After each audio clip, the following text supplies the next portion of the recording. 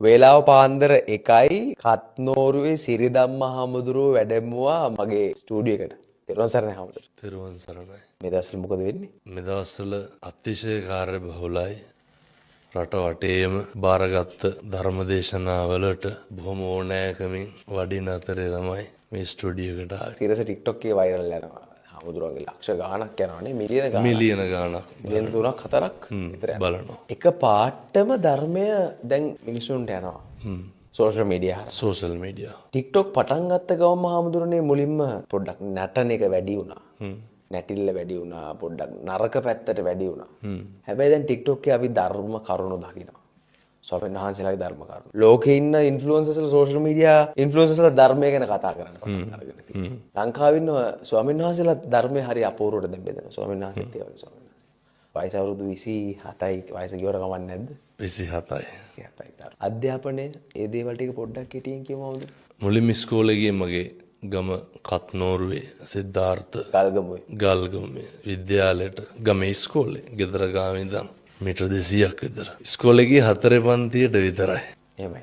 ශිෂ්‍යත්ව ලියන්න ඔන්න මෙන්න කියලා තියලා වගේ තමයි 2007 මේ 26 පැවිදි වුණේ. මගේ පිරිවන ශ්‍රී පාලිත විද්‍යායතන පිරිවන නිකවරටියේ තියෙන බොහොම කීර්තිමත් ආයතනයක්. උසස් පෙළ වෙනකන් ඉගෙනගෙන ඉවර වෙලා උසස් පෙළ පාස් වෙලා විශ්වවිද්‍යාලයට ගියා පේරාදෙණියේ. පේරාදෙණිය විශ්වවිද්‍යාලය සුන්දර මතකයක් තියෙනවා. විශ්වවිද්‍යාලයට ගිහිල්ලා පශ්චාත් උපාධිය කැලණි විශ්වවිද්‍යාලේ සම්පූර්ණ කරා මේ පහුගිය දවස්වල. දිල්ලි විශ්වවිද්‍යාලේ පාඨමාලාවකට සම්බන්ධ වුණා. ලංකාවට ඇවිල්ලා දැන් මේ ධර්ම ප්‍රචාර කටයුතු බොහොම ඕනෑකමින් වගේම හරි අනුකම්පාවෙන් කරන කටයුත්තක් මම මේ. මොකද බුදුහාමුදුරුවන්ගේ අර පළවෙනි අවවාදයේ තියෙන්නේ භික්ෂුන් වහන්සේලාට අහලත් ඇති මං හිතන්නේ. චරත භික්කවේ චාරිකන්නේ බොහෝ ජනතාවගේ හිතසුව පිණිස. ඒක ධර්මයේ ගුණ කියන තැන කියනවා සන්දිට්ඨිකෝ කියලා. සාන්දෘෂ්ටිකයි. ඒක ඇස්පනා පිට පේන්න තියෙනවා. මිනිස්සු තරුණ ප්‍රජාව සමහරක් තැන්වල මේ සමාජයෙන් තරුණයෝ එක රාමුවකට දැම්මට මොකද තරුණයෝ තරම් මේක වැළඳ ගන්න ඉක්මන් වෙන පිරිසක් තවත් නැහැ. බුද්ධ කාලේ හිටියෙත් නැහැ. එහෙමයි. පස්වග තවුසු කවුද? තරුණයෝ. බෝධිසත්වයෝ තරුණයෝ. ජනපද කල්යාණිව කසාද බැඳපු දවසනේ නන්ද කුමාරයා. දඩබ්බර භද්‍ර යවුවනේ තරුණේ. මේක බොහොම ඉක්මනින් තරුණයෝ මේ කාලේ වැළඳ ගන්න කාලයක්. ඒකට ඕන කරන ඒ උත්තේජන කටයුතු ධර්මයෙන් ලබා දෙන එක තමයි භික්ෂුන් වහන්සේලාගේ වගකීම. ඊතුකම ස්වාමීන් වහන්සේ ඉටු කරමින් ඉන්නවා. ඔව්. අතිශය කැපවීම මේ දවස්වල ඉටු කරනවා. රට දංක එක ධර්මයේ දංක එක ස්වාමීන් වහන්සේට. ධර්මය. ඒ මගේ රට මගේ ජාතිය මගේ ආගම කියලා එකක් තියෙන්න හේතුවක් නැහැ. මේ සේරටම උඩින්නේ ධර්මයේ තියෙන්නේ. එහෙමයි. දැන් ඔය කවුරුත් කතා කරනවා නේද? මරුණාම මොකද වෙන්නේ? බුදුදහමේ නිවන් යනවා. කතෝලික දහමේ ස්වර්ගයට යනවා එහෙම නැත්නම් ඉස්ලාම් දහමෙත් දෙවියන් වහන්සේ ගාවට යනවා. ඒ කොට්ටාස 3කට 3ක් වෙන්න බෑනේ. මොකක් හරි එකක්නේ වෙන්න ඕනනේ. එක ධර්මතාවයක් වෙන්න ඕනේ. මොකක් හරි එක ධර්මතාවයක් තියෙන්න බෑනේ. එතකොට තව කොටසක් කරන එක පව් වෙන්නත්. ඒ වැඩේම තව කොටසක් කරනකොට පින් වෙන්නත් බෑනේ. මේකේ මොකක් හරි එකයි තියෙන්න ඕනේ. ධර්මතාවයක් තියෙනවා. එක ධර්මතාවයක්. කතෝලිකද බෞද්ධද වෙන් කරන්න ඉපදුනාට පස්සේනේ. එක උප්පැන්නෙන් කරන වැඩක් නේ. එක පෑනකින් කරන වැඩක් නේ. එතකොට ඒක ඉපදෙන කෙනෙක් නෙමෙයි තීරණය ගන්නෙ. පැහැදිලිව අම්මයි තාත්තයි තීරණය කරන්නේ. නෑදෑයෝ තීරණය ගන්න. නමුත් මේ ලෝකේ හැම එකක්ම වෙන අර විශ්ව ධර්මයක් තියෙනවා. ඒක අකමැත්තෙන් වුණත් හැබැයි පෞද්ගලිකව අත්දැක්කා. ජීවිතේ එක අවස්ථාවකදී ඡන්දයකට ඉදිරිපත් වෙලා මට සියල්ල නැති වෙනවා එකපාර. මට මිනිස්සු ආදරය කරලා එක පාට ඒ ආදරේ නැති වෙනවා. මිනිස්සු මට කරහන්න පටන් ගන්නවා. ඊට පස්සේ එක පාට මම නොසිතූ ආකාරයට හාමුදුරුවෝ මට දරුවෙක් ලැබෙනවා. චන්දිවරණත් එක්ක. ඒ දරුවා දැන් හම්බෙලා සති දෙකක්. අපි දැක්කා. එතකොට ධර්මයත් එක්කම මට හිතෙනවා ඒ කියන්නේ ධර්මය කියන්නේ දැන් නොසිතූ වෙලාවක සිදුවීමක් වෙනවා අපේ ජීවිතේ. දැන් අද අපේ හමුවීම ඒක අත්දකින්නවා. හමුවීම දැන් වෙලාව පාන්දර 1යි. අතිශය හම්බයක්. අද උදේ කතා කරාද අපි හවස හම්බුණා. මේ සියල්ලට උඩින් මොකක්ද තියෙන්නේ කියන එකට ධර්මයේ කියන එකට ආය විවාදයක් තියෙනවද? කිසිම විවාදයක් නැහැ. කනගාටුවට කාරණයක් තියෙනවා. මිනිස්සු මේක පිළිගන්න කැමති නැහැ. මේ අර කාටත් පොදු ටිකක් තියෙනවා කියලා. උදාහරණයක් විදිහට අපි එක අන්තයකට කොටු වෙලාද හමුදුරනේ අන්තවාදී වෙලාද? පැහැදිලිවම මේ රටට මෙහෙම වෙන්නත් හේතුව මොකද්ද? ඒකමයි. ඒ මනුස්සකම පවා කොහාට හරි හිර කරලා තියෙනවා කියලා තේරෙන්නේ නැද්ද? දැන් අර අනේකාගේ දුක අඳුර ගන්න, වේදනාව බඩගින්න අඳුන ගන්න. ඒව නෙමෙයි ප්‍රශ්න වෙලා තියෙන්නේ වෙන දේවල් ටිකක් ප්‍රශ්න කරගෙන තියෙනවා. ඔව් ප්‍රධානම ප්‍රශ්න. ප්‍රධානම ප්‍රශ්න ටික. අර ගොල්ලෝ ටික හැමදාම කළුවර කාමරේ කොටු වෙලා තනි වෙලා වගේ දුක් ඉන්නවා ඒකට. හැබැයි බුදුහාමුදුරුවෝ මොකක්ද කියන්නේ? අනිත් ආගම්වල ශාස්ත්‍රවරු ඒ නායකයෝ ඔයා පැහැදිලි කරලා ඇති. බුදුහාමුදුරුවෝගෙන් අර උන්වහන්සේ සබ්බේ සත්තා භවන්තු සුඛිතත්තානේ. එහෙමයි. සියලු සත්වෝට යහපතක් වෙන්න ඕනේ, සෙතක් වෙන්න ඕනේ. ඒක ලේබල් එකක් ගහලා නැහැ. කිසිම තැනක පාට මොකද්ද ආගම මොකද්ද? නෑ එහෙම එකක් නෑ. උන්වහන්සේ බඩගින්න ගැන පැහැදිලි කරේ සබ්බේ සත්තා හරට්ටි දිගානේ. එහෙමයි. සියලු සත්වෝ ආහාරයෙන් යැපෙන. මේ හරි පොඩි දෙයක් මේකේ තියෙන්නේ. මේ එකකවත් ගැඹුරක් තියනවද? මිනිස්සුන්ට කාලෙකින් හම්බෙච්ච මේ ජීවිතේ අපි දන්නවද මැරිලා ගිහින් කොහෙ උපදීද කියලා? ඒ උපදින තැනද හදාගන්න ඕනේ, මෙහෙ ඉඳගෙන ඉන්න තැනද හදාගන්න ඕනේ. මම මේ කතා කරනකොට මම මැරෙන්න පුළුවන්. බැරිද? එහෙමයි. මොනවාද මේකේ වෙන්නේ නැත්තේ? ඊළඟ තප්පරේ කියන්න බෑනේ හම්බුනේ. හරිම අවිනිශ්චිතයිනේ. එහෙනම් මේක තුල අපි මොකද්ද කරන්න ඕනේ? දැන් සෝෂල් මීඩියා වල යනවා අපි උදේ ඉඳන් රෑ වෙනකන්. අපි යනවා කෙටියෙන් කිව්වොත් අපි උදේ ඉඳන් රෑ වෙනකන් අපි දකින පෝස්ට් 100ක් තියෙනවා කියලා හිතන්නකෝ. මේ පෝස්ට් 100 දකිද්දී වීඩියෝස්, ෆොටෝස්, ග්‍රැෆික්ස් එහෙම නැත්නම් ඕපදූප වෙන්න පුළුවන් මේ ඕනම දෙයක් දකිද්දී 80%ක් තියෙන්නේ ආවේගය සහ කාමය අවුස්සන විදිහට මේ හැම දෙයක්ම. මේක හැදිලා තියෙන්නේ මේ පැත්තට යොමු වෙන විදිහට. මේකෙන් ගොඩේමක් නැද්ද අපිට හම්බුනේ? මිනිස්සුන්ගේ හැඟීම් ප්‍රකාශ කරන්න උපයෝගී කරගන්න පිටස්තර පුද්ගලයෝ නැද්ද? එහෙමයි. දැන් කේන්තිය ආපුවාම කේන්තිය ඇති වෙන්නේ කොහෙද? දැන් කේන්තිය දැන් මට තරහ යන්නේ මේ මගේ ක්‍රියාවලිය තුලනේ. එහෙමයි. තේරුම් ගන්න පුළුවන් නම් මිනිස්සුන්ට ඒ ඇති වෙන කේන්තිය මම තුලින්ම නැති කරන්න ඕන කියලා. අපේ හිතේ ඇති වෙන කේන්තියට මොකටද පිටස්තරයෝ ගාව ගන්න? එහෙමයි. ඒකට වක් කියනකොට මම එහා. ඒක මගේ ඇති වෙච්ච කේන්තියක් නේක. ඒකට පිටස්තරයෝ සම්බන්ධ කරගන්න නරකයි. දැන් විවාහ වෙලා දරුවෙකුත් ඉන්නවනේ නේ. ගෙදර එනකොට එළියට ගිහිල්ලා අධික කාර්ය බහුල වෙලා එනකොට සමහර විට පැය 2ක් විතර ට්‍රැෆික් එකේ ඉඳලා ඔෆිස් එකේ වැඩ හිර වෙලා ඉඳලා ගෙදර එනකොට මොකක් හරි බිරිඳ කියනවා ගෙදර අවශ්‍යතාවයක්. කලබල වෙලා පොඩ්ඩක් බලපැල්ලා පොඩ්ඩ සමහරක් වෙලාවට දරා ගන්න බැරි වෙලා ඒක පිට කරනවා වචනකින් දෙකකින් තුනකින්. පැහැදිලි. ගහනවා. ඒක ඉතින් එහාට යන්නත් පුළුවන්, ගේ දේවනත් වෙන්නත් පුළුවන්, බඩු මුට්ටු එහාට යන්නත් පුළුවන්. ඊට පස්සේ එතනින් එහාට ගිහලා ගෙදරින් යන තත්ත්වයටපත් වෙන්නත් පුළුවන්. අත්දැකීමෙන් නෝ කියන්නේ. එතකොට ඒ අර බාහිරින් ආපු ගොඩ නැගුණු කේන්තිය අපි ගෙදරට එනකොට වෙන කෙනෙකුගේ කේන්තියක් ආය අපට එනකොට මේ දෙක ඩක් ගාලා වදිනවනේ. එහෙමයි. පීඩනය වැඩි වෙනවා. පීඩනය වැඩි වෙනවා. සමහර විට ඒක කෙලවර වෙන්නේ කොහෙන්ද? දරුණු හිත් රිදීමකින්. ලංකාවේ බොහෝ පවුල් පසුබිම් වල විවාහය හරි අතෘප්තිමත්. එහෙමයි. හේතුව එක පිරිමියෙක් ඉන්නවද කාරණා දෙකක් තියෙනවා. එකක් බිරිඳට ස්වාමියා සැකයි. අනිත් එක ස්වාමියාට බිරිඳ සැකයි. එහෙම නැත්තම් ඔය බේබදුකමක් හැබැයි කමක් මොකක් හරි මොක්කට හරි අර ඇත අනියම් දෙයක්.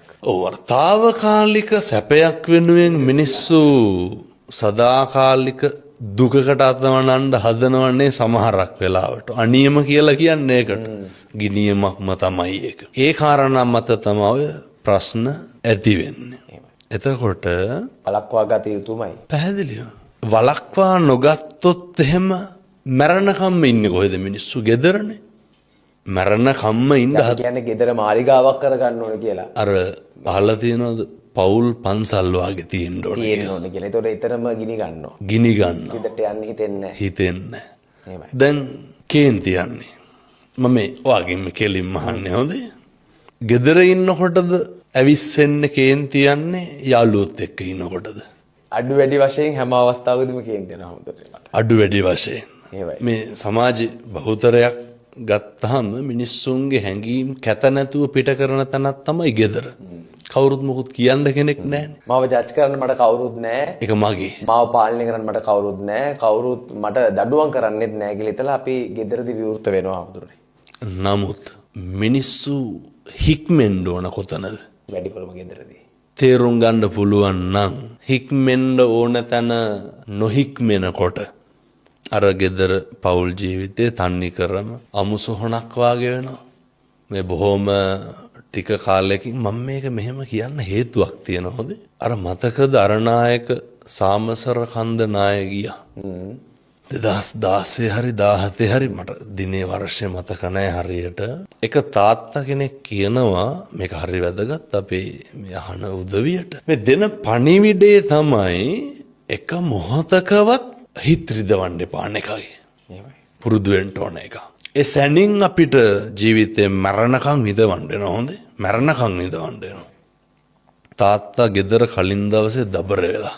දබර වෙනකොට පොඩි උන් බය වෙනවනේ. තාත්තා පහුවදා උදේ වැඩට යනකොට පොඩි එකා කතා කරලා නැහැ. තාත්තා හැන්දෑවේ එනකොට පොඩි එකාට සෙල්ලම් බඩු ටිකක් අරගෙන එනවා. එනකොට මොකද්ද දැක්කේ? මුළු ගමම තනි පස්කන්දකට යට වෙලා. ඒක අස්සට දරුවත් ඉන්නවා ඒකේ බිරිඳත් ඉන්නවා. ඒ පොඩි එකා මැරුණේ මොන හිතකින්ද? තාත්තත් තරහ වෙලා. මිනිස්සු පුරුදු වෙන්න ඕනේ මේකේ ඉන්නකොට අවිනිශ්චිත භාවයේ තේරුම් ගන්න. කවුද දන්නේ මොකක් වෙයිද කියලා. මම මේ අපිට අතර හම්බෙනකම් අපි බලන් ඉන්නවා සමහරක්. පැහැදිලි අතර හම්බුන ගමන් නැති වෙනවා. අතට හම්බෙනකම් පෙරම් පුරනවා. අතර හම්බුන ගමන් නැති වෙනවා. වෙන්න පුළුවන්. සමහරකට අපිට අතර හම්බ වෙන්න ඔන්න මෙන්න තියලා නැති වෙනවා. අපේ දේවල් නැති වෙනවා. අත්දැකීම් අපිට අතර හම්බෙන වෙලාවට අපි හිතන්නේ නැහැ. වෙන කෙනෙක් ඒක ලබා. වෙන කෙනෙක් ඒක ගන්නවා. ඔය වගේ දේවල් වෙනවා අපේ ජීවිතේ. ඕන තරම් අවිනිශ්චිතයි හම්බුනේ. පුරුදු වෙන්න ඕන මොකද්ද? කරන්න තියෙන එක. ගොඩක් කට්ටිය ඉන්නවා අර පඩිය හම්බුනහම කරන්න. එහෙම කියනවනේ. එහෙමයි. ලබන මාසේ පඩිය ගත්තට පස්සේ නම් අම්මට 15000ක් යවන්න ඕනේ. එහෙම කියනවා මිනිස්සු. එහෙමයි. ඊට කලින් අම්මා මැරුණොත් මොකද කරන්නේ? දැන් කරන්න ඕනේ. දෙන්නේ කොයි වෙලාවෙද මේ කරන්න පුළුවන් දේ දැන් කරන්න ඕනේ. එහෙමයි. අර විදාගම හාමුදුරු ලියලා තියෙන අද එයි මරු පින් කරගන්නේ කුමටද කුසලට කම්මැලිවන්නේ. එහෙමයි. තේරුම් ගන්න පුළුවන් නම් හරි අවිනිශ්චිත ලෝකයක අපි ඉන්නේ කියලා. අර මතකද බැලුන් එකක් උඩ යන්නේ පහුගිය දවස්වල බොහොම ප්‍රසිද්ධ කාරණයක්. කොහේ රටකම රට මතක නැහැ. මිනිස්සු 25ක් 30ක් එක යනවනේ. බැලුන ගිනි ගන්නවා. මිනිස්සු එතනම මැරෙනවා. පිච්චිලා මැරෙනවා සමහරු පැනලා මැරෙනවා. පල්ලෙහා ඉඳන් කී දෙනෙක් බලන් හිටියද? එක්ක දුව, එක්ක පුතා. ඒගොල්ලෝ එනකන් ගෙදරට එකයි යන්න ආයෙත් එකයි යන්න. යට ඉඳන් බලාගෙන ඉන්නවා මිනිස්සු. අපි බලාගෙන ඉන්නකොට එතකොට පැන්නත් මැරෙනවා හාමුදුරුවෝ හිටියත් මැරෙනවා. මාරේ ළඟටම වෙලා. තව වීඩියෝස් දැක්කම Facebook එකේ තියෙනවා ළඟට මේ බස් හෝල්ට් එකක ඉන්න මිනිස්සෙක් කොහෙවත් ඉන්නේ. වෙන පැත්තකින් ඇවිල්ලා හප්පනවා. අර කම්මං දල්හං කින්ති කරෝමි. කර්මය දැඩි වුණාම මොකක් කරන්නද? අහලා තියෙනවද අර නයි කාලා බේරෙනවා. දල කඩි කාලා මැරෙනවනේ. එහෙමයි හාමුදුරුවෝ. බුදුහාමුදුරුවෝ අහනවා කර්මය දැඩි වුණාම මොකක් කරන්නද? දැක්කද අර අලහබාද් වලින් ලොකු සතුරකින් ඉන්න වෙලාවක ලොකු ජයග්‍රහණයක් ලැබලා ඉන්න වෙලාවක අතිශෝක්තියෙන් තමන් තරම් කෙනෙක් නැහැ කියලා හිතාගෙන ඉන්න වෙලාවක අදිමාන්නෙන් ඉන්න වෙලාවක ශනිකින් නැති වෙන්නත් පුළුවන් නේ. පුට්ටස්ස ලෝක ධම්මේහිනේ චිත්තං යස්සන කම්පති මේ ඉගෙන ගන්න ඕන එකක් මේක. එතකොට අපි කොහොමද ජීවත් වෙන්න ඕන? අකම්පිතව ජීවත් වෙන්න ඕන. මිනිස්සු ඉගෙන ගන්න ඕන පුරුදු වෙන්න ඕන. දැන් ඔය ප්‍රශංසාව කියන එක ඒ රේඛාවෙම අනිත් පැත්තේ තියෙන එකක් තමයි නින්දාව. එහෙමයි. ජීවිත අත්දැකීම් ඕන තරම් ඇති මං හිතන්නේ. එහෙමයි. මිනිස්සු අර අපේ ලොකු හාමුදුරුවෝ අපිට උගන්වන එකක් තමයි උන්වහන්සේලා මතක තියාගන්න ඕනේ වඳින අත් දෙකෙන්ම නෙමෙයිද මිනිස්සු බෙල්ල මිරිකන්නේ. වඳින අත් දෙකෙන්මයි. අර කියනවනේ පූජාසනේ ඔබ හින්දුවා ඔබට පුදන මේ ලෝකයමයි නේ. එහෙමයි. ඒවා හරි මේ කැට තියලා කියන්න පුළුවන් ඒවා හොඳයි. ඒ කියන්නේ මේක මේ රිපීට් වෙලා තියෙනවා. වසර ගාණක් අවුරුදු ගාණක් මේ 2000 ගාණක ඉතිහාසයේ මේ දේම වෙලා තියෙනවා. ඒකයි මේ මිනිස්සු කියන්නේ අත්දැකීමෙන් ඔබට වඳින කට්ටියම ඔබට හැබැයි ඒක තේරුම් ගන්නවද? ඔය අරිය පරිේෂණ සූත්‍රයේ බුදුහාරෝ කියන ද්වේ මේ භික්කවේ පරිේෂණ අරියාච පරිේෂණ ඇහෙනවා අනාර්යාච පරිේෂණාති. දැන් මේක උන්වහන්සේ කියනවා මේ හැම වෙලේම ඇහෙනවා. උදේට ටීවී දැම්මත් හවසට රේඩියෝ දැම්මත් හැමතැනම ඇහෙනවා. දකින්න. දැන් ඔය ජරාවට ව්‍යාධියට පත් වෙනවා කියන එක ඇහෙනවා දකින්නවා කියන හින්දා මම මේ කියන්නේ. අපි මේ ඇහි වදිනවනේ ලෙඩ ඕන තරම් පේනවනේ අපිට. කවදාවත් හිතලා තියෙනවද මට මේක වෙයිද කියලා? ඕන තරම් දඩබ්බර සල්ලිකාරයෝ. දැන් කොවිඩ් කාලේ තුල නැති වුණාද? හොඳ සහායකයෝ, දේශපාලකයෝ, ලොකු ආයතනවල ප්‍රධානීන්, රටවල් හොල්ලපු මිනිස්සු, මැති ඇමතිවරු, ලෝකේ හොල්ලපු මිනිස්සු කොවිඩ් හැදිලා මැරුණා. සමහර විට අපේ කොළඹ පේමන්ට් එක හිටපු අම්මලාට තාත්තලාට තිබ්බේ විසිකලා තිබ්බ දාගත්ත මාස්ක් එකක් විතරයි නැද්ද? එහෙමයි. කෑවේ එදත් කෑවේ අල කරුවරි දීපු එක. ෂුවර් නෑ කොවිඩ් තියෙන මිනිස්සුෙක් සෞඛ්‍ය ආරක්ෂිත බවක් එතන තිබ්බේ නෑ. මතකයි අද වගේ. කර්මය දැඩි වුණාම පිළිගත්තත් නොපිළිගත්තත් බීජ ගොඩවල් වල මිනිස්සු ජීවත් වුණා. අදත් ඒ මිනිස්සු ජීවත් වෙනවා. සුර සැප විඳ මිනිස්සු, පෞද්ගලික රෝහල වල මිනිස්සු දැන් ඔය ගියා. ඉල්ලගන්න ජනතාව ඉන්නවනේ අපේ අම්මලා තාත්තලා. ඒ පොඩි ළමයි දැන් යම් බලන්න පිටකොටුවට සරෙප්පු තියනවා. තාමත් එහෙමයි. ඉන්නව ඉඳගෙන නිදාගෙන. පේමන්ට් එකේ නේද? අර මිනිස්සු කියනකොට අර හුරු වෙච්ච විදිය කියලා. නෑ ඊට වඩා එහා ගියේ. ඊට වඩා එහා ගියපු දෙයක් ඒ වගේ තියෙනවා. ඒ ළමයි හම්බෙන්න වියෝජිලා channel කරන්නේ නැහැ මම හිතන්නේ. එහෙමයි. නේ දැන් ඔය කලින් ඇඳුම් අඳින්න ඇඳුම් ප්ලෑන් කරන්න අම්මට සැප සතුට දෙන්න හොඳ කාමරයක් අරන් දෙන්න ඩිලීවරි කරන්න බබාලගේ ෆොටෝ ගහනවා නේද ළමයා සීස කරන්න නෑ මොනවාද ඒ කලින් අවශ්‍ය පහසුකම් ටික කිසිම දෙයක් නෑ. ලක්ෂ 15ක 20ක විතර වියදම ඒ දේවල් නෑ කිසිම දෙයක්. සමහර විට අපේ දරුවන්ට වඩා ඒ දරුවෝ සෞඛ්‍ය ආරක්ෂිතයි. ඕන දෙයකට ඔරොත්තු දෙනවා. සෞඛ්‍ය ආරක්ෂිතයි නෙමෙයි ඔරොත්තු දෙනවා. කොටුවෙත් ඉන්නවා, ගෝල් ෆේස් එකෙත් ඉන්නවා, ආයෙ ගිහින් එතන නානවා, ගඟේ නානවා, ආයෙ ගොඩ එනවා, අවුවට වේලනවා, ආයෙ පයින්නවා, ආයෙත් කනවා දෙපාරක් හිතන්න. සතුටින් hina වෙලා ඉන්නවා. ඔව්. දැන් මෙහෙමයි කියලා මං කියන්නේ මේ ගෙවල් වලින් ළමයි ගිහිල්ලා බහැලා පාර දෙන ඒවා කරන්න කියලා එහෙම අදහසක් නෙමෙයි මෙතනින් මේ එහෙම එකක් නෙමෙයි මේ තියෙන්නේ. එහෙමයි. මිනිස්සු අර ආර්ය සහ පරිසරය අතිශය වැදගත් දරුවෙක් නඩත්තු වෙන්නනේ සමාජිද්ද කියනවනේ ආර්ය සහ පරිසරය තමයි බොහොම බලපාන්නේ කියලා. එතකොට මේක දිගින් දිගට නඩත්තු කරන්න ඕන එකක් නෙමෙයි. මිනිස්සු තේරුම් ගන්න ඕන එකක් තියෙනවා. මිනිස්සු කොහකයිද හාමුදුරනේ මිනිස්සු දරුණුයිද හාමුදුරනේ පව් කරන්න සෝෂල් මීඩියා වලට ඇවිල්ලා. දැන් අපි දකිනවා දැන් සෝෂල් මීඩියා මෙහෙම උඩ පල්ලෙහාට ගියොත් රියැක්ෂන් වලින් දැන් පව්පින් බලන්නේ. හාට් එක, හහා එක. දැන් හාමුදුරුවෝ සෝෂල් මීඩියා වලින්ම දැන් තාරුණ්‍ය නියෝජනය කරන ස්වාමීන් වහන්සේ නමක් ඉන්නවා. එතන පව්පින් තියනවාද හාමුදුරනේ? කියන්නේ කමෙන්ට් එකක් දැම්මට පස්සේ ඒ කියන්නේ කුණු හරප 3-4ක් ලොකු කුණු හරප ලියපු වැලක් ලොකු වැලක් කුණු හරප වැලක් සමහරක් විට එම නැත්තම් කාට හරි ආස කිරීමක් ඒ දේවල් වලට පව්පින් දැන් ඊට පස්සේ ඒවට රියැක්ෂන් කරනවා කට්ටිය ඒව පව්පින් තියනවද ඔය ධම්මපදේ අහලා ගාථාවල පළවෙනිම ගාථාවේ තියෙන මනෝ පුබ්බංගමා ධම්ම හැම එකකටම මූලික වෙන්නේ මොකක්ද හිත සූත්‍රයක් තියෙනවා අබේරාජ කුමාර සූත්‍රය කියලා මේක හරි අපූර්වයි හොඳ බුදුහාමුදුරුවෝ දානේ වළඳලා ඉවර වෙලා අබේරාජ දැන් ඔය වගේ ඉඳගෙන ඉන්න පොඩි එක උකුලේ ඔය නිගණ්ඨනාත පුත්ත කියලා ශාස්ත්‍රූවරයෙක් හිටියනේ මිනිස්සයාගේ ගෝලයෙක් අබේරාජ අබේරාජ බුදුහාමුදුරුවන්ගේ ප්‍රශ්න ටිකක් අහනවා බුදුහාමුදුරුව අර පටිපුච්ච ව්‍යාකරණ ක්‍රමයේ යටතේ අබේරාජගෙන් ආපහු අහනවා අබේරාජ පොඩි එකා ඔය උකුලේ ඉන්නවනේ පොඩි එකාගේ කටේ කැබිලිති කටුවක් තියෙනවා අහනවා අබේරාජ ඕක හිර වෙලා තිබ්බොත් මොකද කරන්නේ කියලා අබේරාජ කොහොමද උත්තර දෙන්නේ බුදුහාමුදුරුවනේ ඇදලා ගන්නවා බුදුහාමුදුරුවෝ මොකටද ඇදලා ගන්නෙ පොඩි එකා බේර ගන්න ඕනේ පැහැදිලිද මං කියන එක එහෙමයි බුදුහාමුදුරුවෝ අදිනකොට ලේනවනේ කෑ ගහනවනේ රිදෙනවනේ ඔව් ඒත් බුදුහාමුදුරුවනේ පොඩි එකා බේර ගන්න ඕනේ අබේරාජගේ සිතුවිල්ල මොකද්ද කැබිලිති කඩුව ඇදලා ගන්න ඇයි පොඩි එකා බේර ගන්න දැන් පැහැදිලි ඇති මිනිස්සුන්ට මං කියන එක වේදනයි පොඩ්ඩක් තුවාලයි පොඩ්ඩක් සිතුවිල්ල මරන්න නෙමේ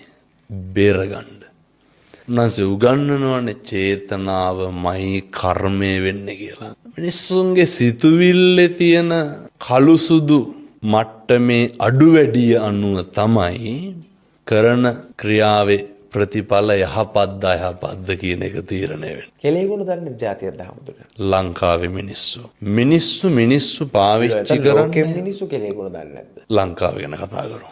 එහෙමයි. අපි දන්න එකනේ. කෙලෙහිගුණ සලකනවා කියන එක නූතනයේ තුල දකින්නේ එක නොකල යුත්තක් හැටියට. මොකද මිනිස්සු පුරුදු වෙලා ඉන්නවා අවශ්‍යතාවය සම්පූර්ණ වුණාට පස්සේ ඒක අයින් කරලා දාන්න. ඒක නොසලකා හරින්න. ඊට පස්සේ මිනිස්සු පුරුදු වෙලා ඉන්නවා. කවුරු හරි අපිට උදව්වක් කරපුවාම අපි හිතමුකෝ දැන් අත්දැකීම් ඇති ඕන තරම් හොඳයි. එහෙමයි.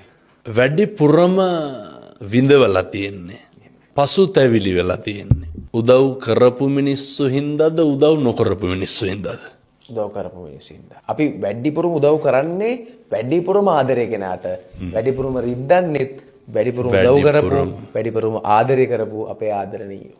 කොහෙද කරන්නේ ආවුදුනේ? එයාත් එක්ක ජීවත් වෙන්න වෙන්නේ. පවුලට හම්බෙන්නෙත් එයාලා. කෙලෙහි ගුණයක් තියෙන. හැබැයි බුදුහාමුදුරුවෝ අර හිත්පිට නැති බෝධියටනේ. එහෙමයි. බුදු වෙලා පළවෙනි සතියේ බෞද්ධ සාහිත්‍යයේ උගන්වනවා අනිමිස ලෝචන පූජාව. උන්වහන්සේ අපි බුදුහාමුදුරුවෝ දේශනා කරනවා මේ කතඤ්ඤෝ කතවේදී පුද්ගලෝ දුර්ලභෝ ලෝකස්මි. මේ ලෝකේ කෙලෙහි ගුණ දන්න මිනිස්සු හරි දුර්ලභයිලු.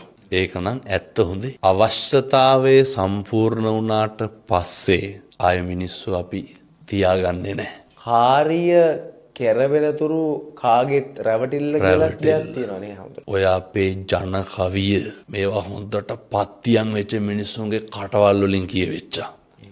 බුදුහාමුදුරුවෝ එදා එහෙම කිව්වෙත් එදත් එහෙම ඉඳලා තියෙනවා. අදත් ඉන්නවා. මේක හෙට මීට වඩා වැඩි වෙන්න පුළුවන්. කාලේ හොඳයි. අද වැරදි. ආයෙත් හෙට හොඳ වෙනවා. වෙන්න පුළුවන්. කාලේ හොඳයි. අද වැරදි. ආයෙත් හෙට හොඳ වෙනවා. අවශ්‍යතාවයේ අනුව තමයි මිනිස්සයා හොඳ නරක තීරණය කරන්න.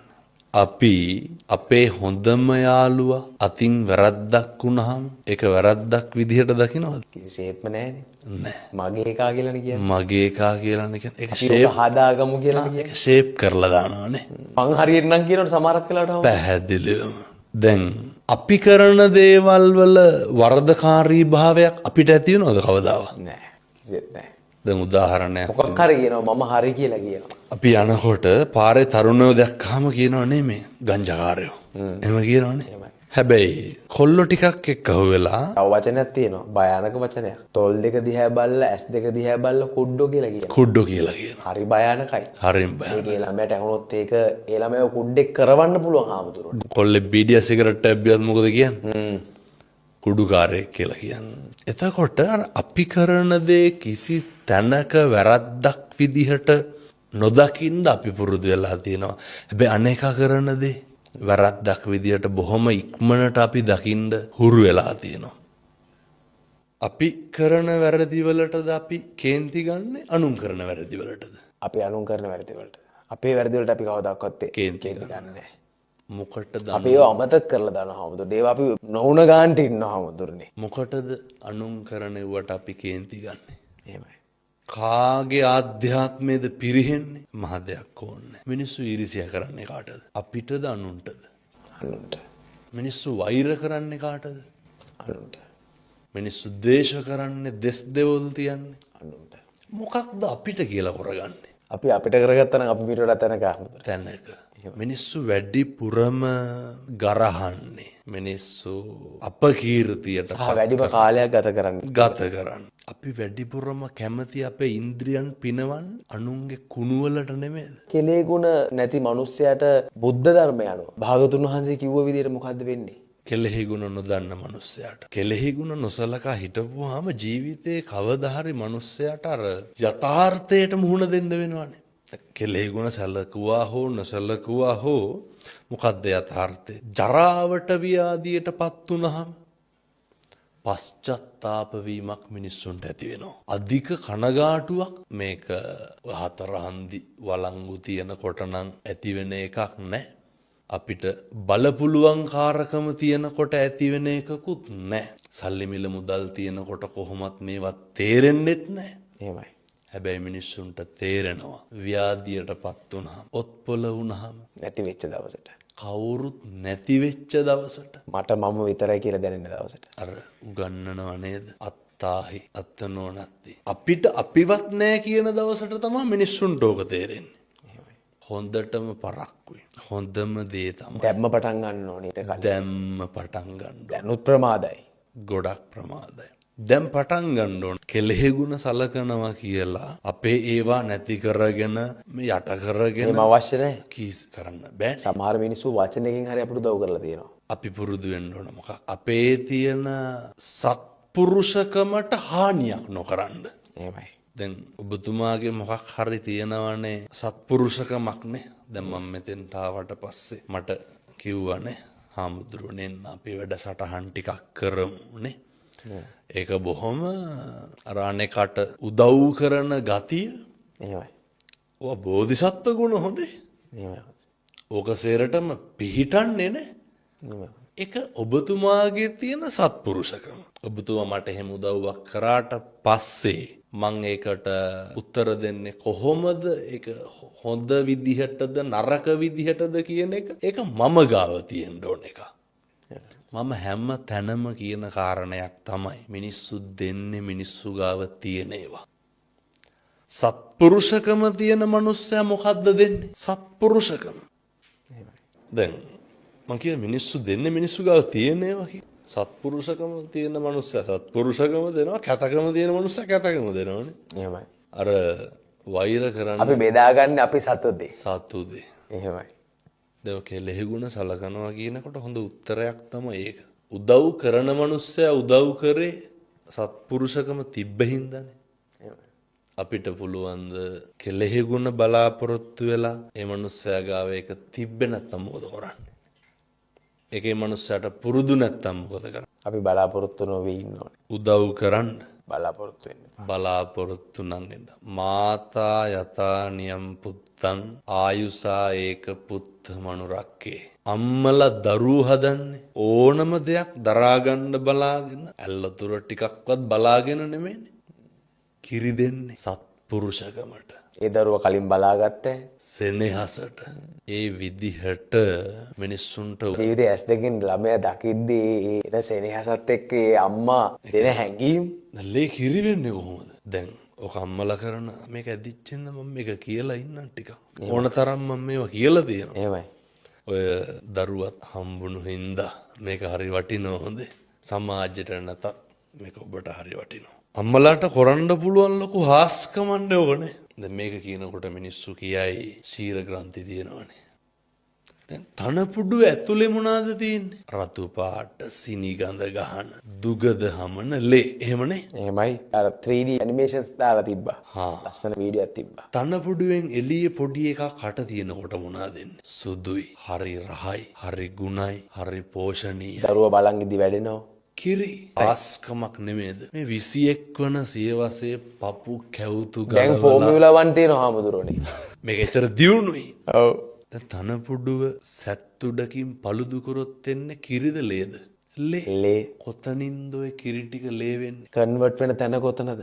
ආස්කමක් නෙමේද අම්මා? පොඩි එකක් තුරුල් කරගන්නකොට කැකෑරෙන ලේ ටික කිරි වෙනවනේ. එහෙමයි. මුළු ලෝකෙම සත්තුන්ගෙත් එහෙමයි. මිනිස්සු අම්මා කියන තැනට ඒ සෙනෙහසට ඒක කිරි වෙනවා. ඒ හරි විශ්මිතයි හොඳ. ඒ හරි විශ්මිතයි. මේ කියන වචනයක් ගානේ මොනාගේ හයියෙන්ද? ඒ කිරිවල මිනිස්සු මේවා බොහොම ඉක්මනට අමතක කරනවා. අවුරුදු 20 පැන්න ගම. අවුරුදු 15 පැන්න ගම. අවුරුදු 20ට උඩින් ජීවිතේ මතක නැහැ මිනිස්සුන්ට. මිනිස්සු කතා කරන්නේ අවුරුදු 20න් මෙහා ජීවිතේ. ඒ හින්දා අපි කෙලෙහි ගුණ ගැන කතා කර හිටි අම්මලා වගේ වෙන්න. අම්මලාගෙන් ගන්න දෙන්න මොකද බලාපොරොත්තු වෙන්න එපා. පුතාටත් දුවටත් අම්මෙක් ඉන්නවා. පැහැදිලිව අම්මලා වගේ වෙන්න. පුතාට ආයෙත් බිරිඳක් හම්බ වෙනවා. දුවට ආයෙත් ආයෙත් ස්වාමියෙක් හම්බ වෙනවා. එයාලා ජීවිතය අත්විඳිනවා අම්මා කියන චරිතේ කොහේ හරි තැනක. පදවිය, මව පදවිය. උත්තරේ විතරයි හොඳේ. ඒක මට දැන් දැනෙනවා හාමුදුරුවෝ. හාමුදුරුවෝ කියද්දි මගේ හිරිකට පිපෙනවා හාමුදුරුවෝ. හාමුදුරුවන්ගේ ජීවිතේ, හාමුදුරුවන්ගේ සසරේ කොහෙන්ද මේ ජීවිතය කෙලවර වෙන්නේ? එකම අරමුණක් තියෙනවා. දැන් පළවෙනි පාරට මම මේක මාධ්‍යයකට කියන්නේ. මම දැන් ධර්මදේශනා බාර අරගෙන තියෙනවා ලබන අවුරුද්දේ අප්‍රේල් වෙනකම්. එහෙමයි. එක දවසකවත් හිදසක් නැතුව. මෙච්චර කැපවීමක් කරන්නේ ඇයි? මොන වාසිය වෙනුවෙන්ද? හොද්දටම දන්නවා. මෙහෙම කියනකොට සමහරු හිතයි සල්ලි ගන්නවා කියලා. ජීවිතේ කවදාවත් සල්ලි අරන් බනවල එක කෝල් එකයි හාමුදුරන් දුන්නේ හාමුදුරුවෝ මෙතනට වැඩම කරා. මල්ලි කීයක් දෙනවද කියලා ඇහුවේ නෑ ස්වාමීන් වහන්සේ මගෙන්. නැත්තම් අයියේ ඒව මට ආමන්ත්‍රණයක්වත් කරේ නෑ. ෂණික ලොකුකම් කිසිම දෙයක් නැතුව ස්වාමීන් වහන්සේ වැඩම කරා. ඔබ කොහෙන්ද? ඔබ මොන ආගමෙන්ද? ඔබ මොන පළාතෙන්ද? ස්වාමීන් වහන්සේට අදාළුන්නේ නෑ. විශ්වාසය ගොඩනැගුණා අපි අතරේ. පැහැදිලිව.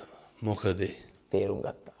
තේරුම් ගත් එකම බලාපොරොත්තුව කවදනම් අපිට මේ සංසාරය අය මිනිස්සු වෙලා උපදින්න වෙයිද? උපදින සේරටම කතා කරන්න බෑ, විදින්න බෑ. කවද මට අය මහාන වෙන්න වෙයිද? එහෙමයි. කවද මට අය බණ කියන්න හම්බෙයිද? දැන් හම්බෙලා තියෙන එකෙන් මොකද්ද කරන්න ඕනේ? වැඩ ගන්න ඕනේ. මිනිස්සු හැදෙනවා. එහෙමයි.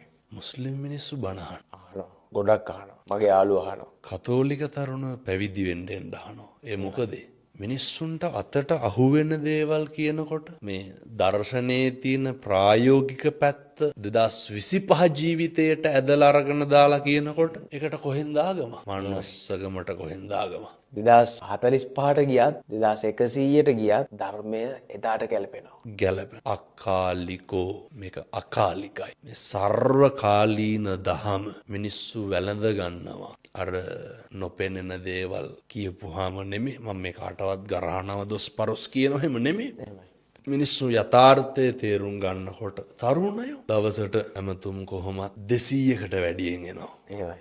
ඔය මගේ රියදුරු මහත්තයා ප්‍රසාද් මහත්මයා තමයි සියල්ල කරන්නේ ධර්මදේශනා බාර රට වටේම යනවා ස්වාමීන් වහන්සේ. රට වටේම යනවා මමත් එක්ක හරි පරිස්සමට එක්කයි යනවා. එතකොට එන ඇමතුම් වලින් වැඩිමනක් එන්නේ මිනිස්සු කතා කරන්නේ තරුණයෝ.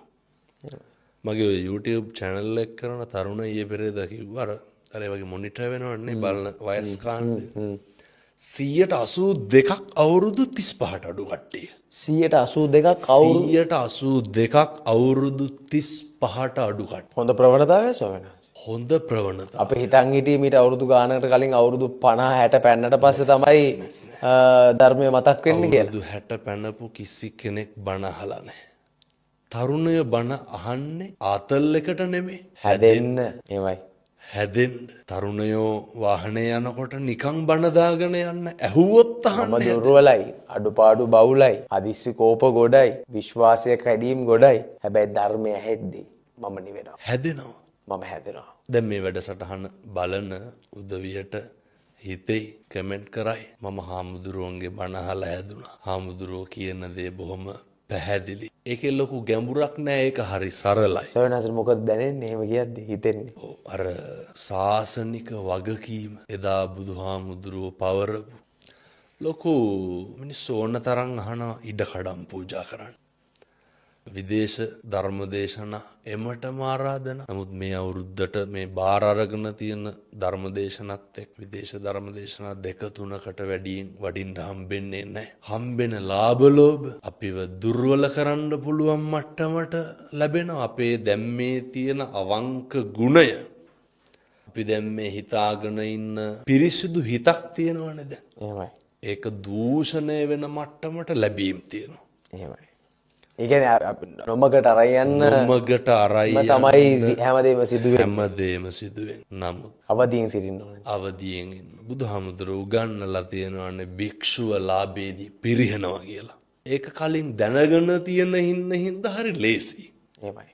මේකේ තියෙන తాවකාලිකකම අඳුරගන්න හරි පහසුයි.